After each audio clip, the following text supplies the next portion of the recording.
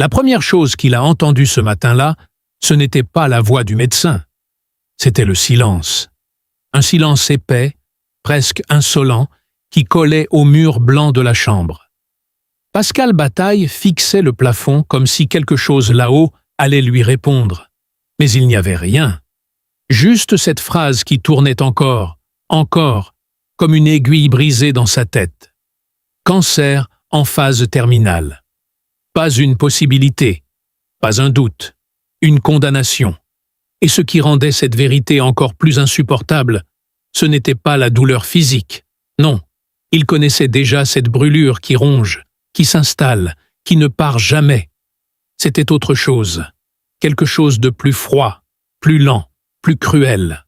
Il n'avait pas encore appelé sa famille. Il n'avait pas encore pleuré. Il n'avait même pas vraiment accepté.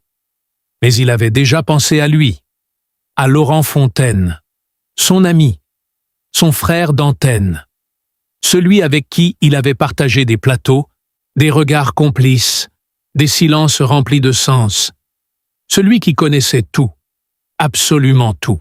Et pourtant, le téléphone posé sur la table de chevet s'est allumé.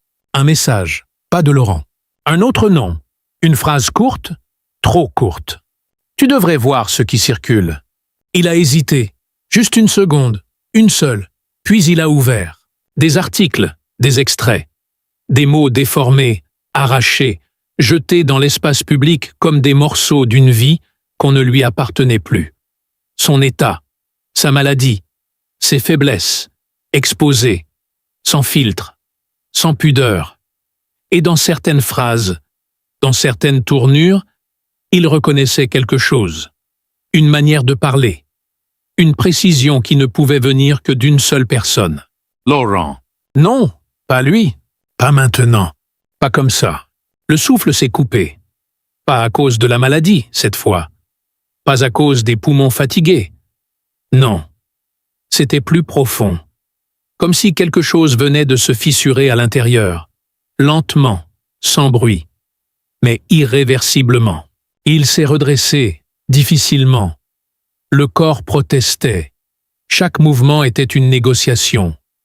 Mais ce n'était pas ça le plus dur. Le plus dur, c'était cette mémoire qui refusait de se taire. Les années passées ensemble, les éclats de rire hors caméra, les confidences échangées tard dans la nuit. Les promesses? Oui, surtout les promesses. On ne se trahira jamais. Il se souvenait parfaitement de ces mots. Et maintenant, il sonnait faux, comme une scène mal rejouée. Le téléphone vibrait encore. D'autres messages, d'autres regards extérieurs qui s'invitaient dans ce moment qui aurait dû rester intime, qui aurait dû être à lui, juste à lui. Mais non. Tout semblait déjà lui échapper. Il a fermé les yeux. Et pendant un instant, il n'y avait plus la chambre, plus les machines, plus la douleur. Juste une image, un plateau télé, les projecteurs, le public. Et Laurent, à côté de lui, sourire facile, regard assuré. Comme si rien ne pouvait les atteindre. Comme si le monde entier était de leur côté. Mais ce monde-là n'existait plus. Une infirmière est entrée. Elle a parlé doucement. Trop doucement. Comme si la douceur pouvait réparer quelque chose. Il n'a presque pas écouté. Il a simplement hoché la tête, mécaniquement. Puis il a reposé les yeux sur l'écran. Encore ces mots, encore ces phrases. Toujours cette impression d'être dépossédé de lui-même. Et cette question, insupportable, qui revenait sans cesse. Depuis quand? Depuis quand Laurent savait? Depuis quand parlait-il? Depuis quand gardait-il ce visage-là, tout en préparant autre chose derrière? Le cœur battait plus vite. Pas de peur. Pas vraiment. Plutôt une sorte de lucidité brutale. Comme si la maladie avait arraché les dernières illusions, une par une, sans demander la permission. On lui avait dit que la fin serait progressive, que le corps lâcherait, petit à petit. Mais personne ne lui avait parlé de ça, de cette autre fin, celle des liens, celle de la confiance. Il a pris le téléphone, lentement. Le nom de Laurent était toujours là, un simple contact. Un simple geste suffirait. Appeler ou effacer. Ses doigts ont tremblé. Pas à cause de la fatigue, pas à cause des médicaments. Mais à cause de ce moment précis, suspendu, fragile, où tout pouvait encore basculer dans un sens ou dans l'autre, et dans ce silence, lourd, presque irréel, une seule pensée persistait, obsédante. Et si la maladie n'était pas la pire chose qui lui arrivait, il y avait une odeur particulière dans la chambre. Pas celle des médicaments. Non, celle-là, il s'y était déjà habitué. Mais une odeur plus subtile, presque oubliée. Celle du café froid posé depuis trop longtemps sur la petite table près de la fenêtre. Personne ne l'avait touché. La tasse portait encore la trace de ses lèvres, comme si le temps s'était arrêté au moment exact où il avait compris que plus rien ne serait comme avant. Pascal Bataille n'aimait pas le café froid. Avant, il l'aurait changé immédiatement. Il aurait râlé, plaisanté, demandé à quelqu'un de lui en refaire un, bien chaud, bien serré. Mais là, il le laissait, comme un détail sans importance. Ou peut-être comme une preuve silencieuse que quelque chose en lui s'était déplacé, imperceptiblement. Sa main reposait sur le drap, immobile. On voyait encore les veines, légèrement gonflées, presque bleutées sous la peau. Une main qui avait serré des centaines d'autres mains, accueilli des invités, applaudi, consolé. Maintenant, elle restait là, ouverte, comme si elle attendait quelque chose. Ou quelqu'un. Un bruit léger, le couloir, des pas, puis une voix lointaine. Trop lointaine pour être comprise. Il tendait l'oreille, malgré lui. Comme si chaque son extérieur devenait une preuve que le monde continuait sans lui. C'était étrange, cette sensation. D'être encore là, mais déjà un peu en dehors. Le rideau bougeait légèrement. Pas assez pour laisser entrer le vent, juste assez pour créer ce mouvement répétitif, presque hypnotique. Il le fixait parfois pendant de longues minutes. Ce rideau, ce simple morceau de tissu devenait un point d'ancrage. Quelque chose de stable dans un espace où tout semblait glisser. Et puis il y avait ce téléphone, toujours là, écran noir maintenant. Mais il savait que derrière ce noir, il y avait encore les messages, les regards invisibles, les jugements silencieux. Et quelque part, au milieu de tout ça, Laurent Fontaine. Il a laissé ses doigts effleurer l'écran sans l'allumer. Juste sentir le froid du verre, comme si ce simple contact pouvait lui dire quelque chose. Comme si une réponse pouvait surgir sans qu'il ait besoin de lire. Sur la table, à côté du café, il y avait aussi un stylo.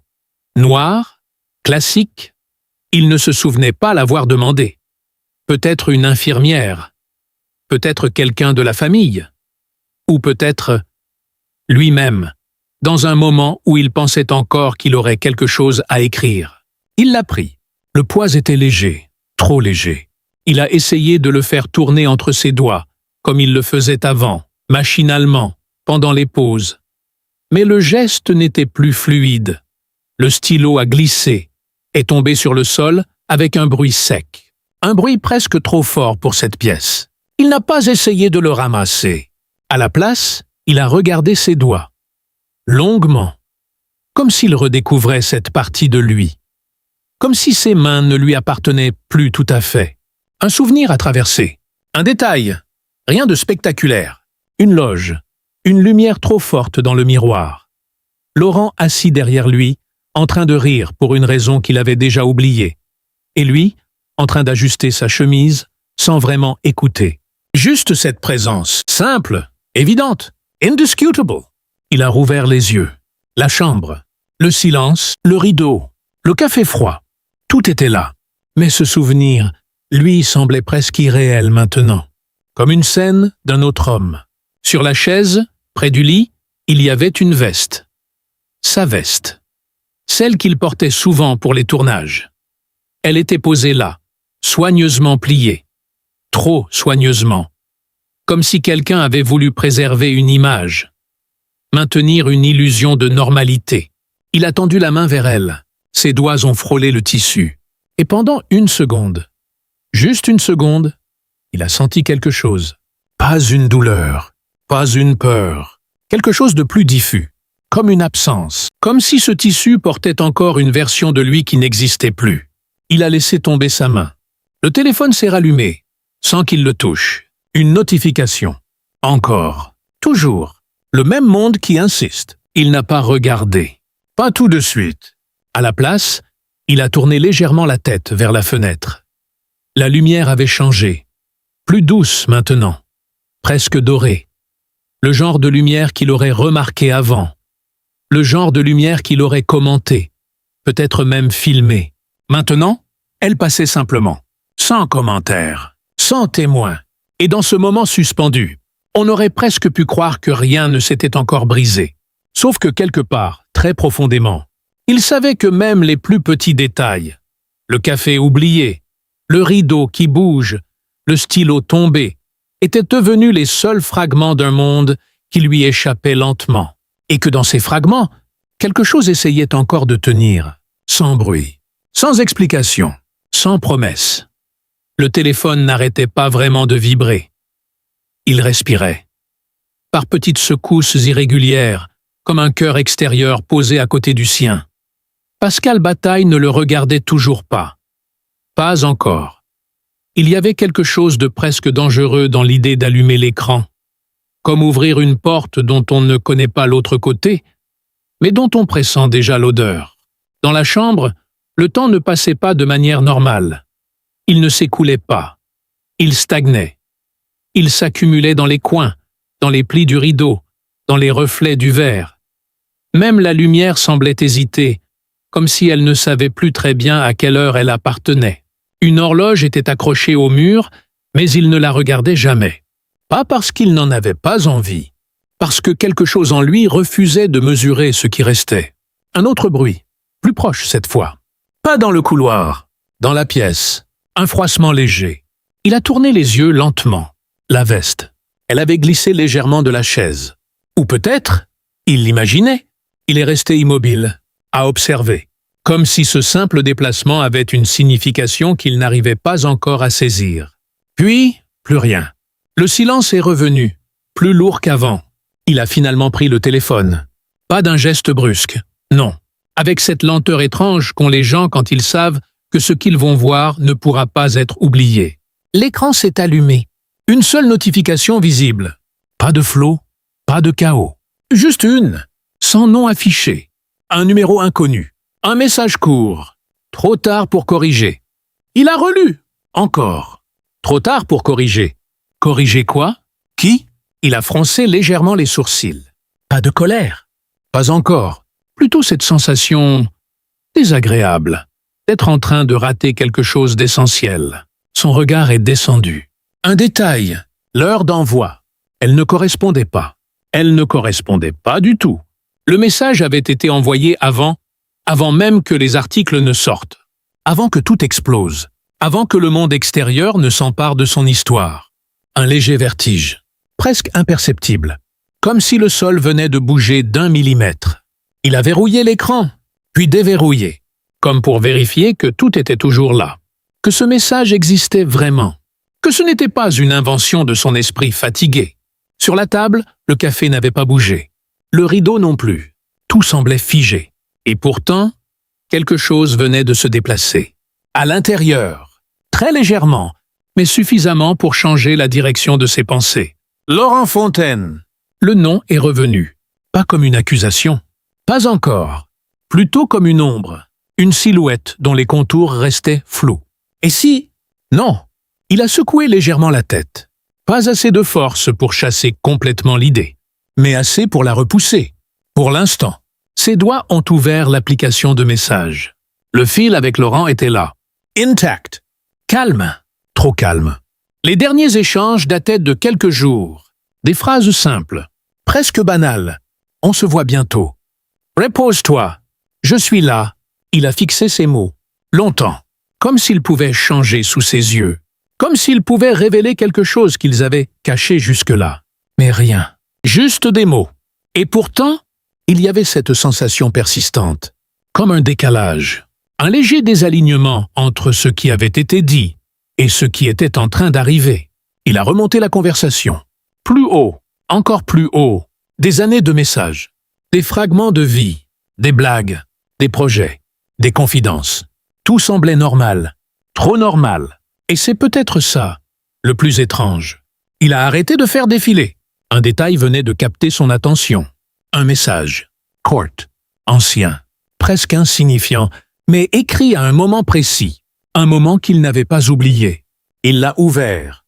Relu, une fois, 2 fois, 3 fois. Le texte ne disait rien d'explicite, rien qui puisse être utilisé contre quelqu'un. Mais le ton n'était pas le même. Pas tout à fait. Une nuance, presque invisible. Mais maintenant, elle semblait crier. Il a reposé le téléphone, doucement, comme si le moindre mouvement brusque pouvait faire disparaître ce qu'il venait de percevoir. Dans la pièce, tout était identique. Le café, le rideau, la veste. Mais lui n'était plus exactement au même endroit. Il a fermé les yeux. Et dans l'obscurité, ce n'était pas la maladie qui revenait en premier, ni la douleur, ni la peur. C'était cette question, toujours la même, mais différente maintenant, plus précise, plus dérangeante. Et si la trahison n'était pas un moment, mais quelque chose de beaucoup plus ancien, quelque chose qui avait commencé bien avant, sans bruit, sans signe, et qu'il n'avait jamais vraiment vu venir. Il a rouvert les yeux sans vraiment savoir combien de temps s'était écoulé. La lumière avait encore changé, plus basse, plus oblique, comme si elle glissait lentement hors de la pièce sans prévenir personne. Les ombres s'étaient allongées, discrètement, transformant les objets familiers en formes presque étrangères. Pascal Bataille a laissé son regard errer sans but précis. Il ne cherchait plus de réponse immédiate. Il ne cherchait même plus à comprendre entièrement. Quelque chose, en lui, avait cessé de courir après les certitudes. Sur la table, le téléphone s'était éteint de nouveau, silencieux, innocent en apparence. Mais il savait que ce n'était qu'une illusion. Derrière cet écran noir, il y avait toujours ce message, cette heure incohérente, cette phrase trop courte pour être anodine, trop tard pour corriger. Corriger, quoi? Ok. Son regard s'est déplacé vers la fenêtre. Dehors, le ciel n'était plus vraiment bleu, ni vraiment gris. Une couleur indécise, presque suspendue entre 2 états. Comme lui. Dans le reflet du verre, il apercevait vaguement son visage, déformé par la lumière. Les traits tirés, oui, mais pas seulement. Il y avait autre chose, une distance, comme si ce visage appartenait déjà à quelqu'un d'autre. Il a levé lentement la main, touché sa joue, vérifié, un geste simple, presque enfantin, puis il l'a laissé retomber. Le rideau a bougé à nouveau. Toujours ce même mouvement léger, toujours cette répétition. Mais cette fois, il lui a semblé différent. Ou peut-être que c'était lui qui regardait autrement. Sur la chaise, la veste avait glissé un peu plus. Cette fois, il en était sûr. Il ne se souvenait pas avoir bougé. Personne n'était entré. Et pourtant, elle n'était plus à la même place. Un détail, rien qu'un détail, mais qui refusait de rester insignifiant. Son regard s'est posé dessus, plus longtemps que nécessaire, comme s'il attendait qu'elle bouge encore, qu'elle fasse quelque chose. Mais elle est restée là, silencieuse, inerte, comme si rien ne s'était passé. Le téléphone s'est rallumé. Encore, sans vibration cette fois. Juste une lumière, brève, puis fixe. Il n'a pas bougé tout de suite. Il a observé, comme on observe un phénomène étrange, sans vouloir l'interrompre. Puis, lentement, il a tendu la main. Ses doigts ont frôlé l'écran. Une seconde d'hésitation. Puis, il a ouvert. Pas de nouveau message. Juste le même. Toujours là. Trop tard pour corriger. Mais quelque chose avait changé. Un détail. Minuscule. Presque invisible. Le numéro. Il n'était plus tout à fait le même. Ou peut-être qu'il ne l'avait pas regardé correctement la première fois. Ou peut-être, il a plissé les yeux. Essayé de se souvenir. Impossible. Une sensation étrange est montée. Pas de panique. Pas de peur franche. Plutôt cette impression d'être en train de perdre quelque chose sans savoir exactement quoi. Comme un mot qu'on a sur le bout de la langue, comme un souvenir qui refuse de se fixer. Il a verrouillé le téléphone, puis l'a posé. Très doucement. Comme si ce simple objet pouvait, à tout moment, révéler quelque chose qu'il n'était pas encore prêt à voir. Le silence est revenu, mais différent, moins stable, comme s'il cachait quelque chose. Ou quelqu'un. Dans le couloir, un bruit. Puis plus rien. Il a tourné légèrement la tête. Écoutez. Attendu. Rien. Juste ce silence. Encore. Toujours. Et au milieu de ce silence, une pensée. Pas claire. Pas formulée complètement. Mais présente. Persistante. Laurent Fontaine. Le nom n'avait pas disparu. Il s'était simplement transformé. Moins précis. Plus diffus. Comme une présence qu'on ne peut plus situer. Ni dans le passé, ni dans le présent. Il a fermé les yeux une dernière fois. Pas pour fuir. Pas pour oublier. Juste pour suspendre. Suspendre le moment. Suspendre les questions. Suspendre tout ce qui menaçait de prendre une forme trop nette. Et dans cette obscurité, il y avait encore la chambre. Le café froid. Le rideau qui bouge. La veste légèrement déplacée. Le téléphone posé là. Éteinte. Ou peut-être pas tout à fait. Puis, très doucement, ses doigts ont glissé vers le bord du lit, comme s'il cherchait quelque chose. Ou quelqu'un. Sans savoir exactement quoi. Et pendant un instant, on aurait pu croire qu'il allait parler. Ou appeler. Ou comprendre. Mais rien n'est venu. Juste ce geste. Inachevé. Suspendu. Comme si quelque chose restait encore hors de portée.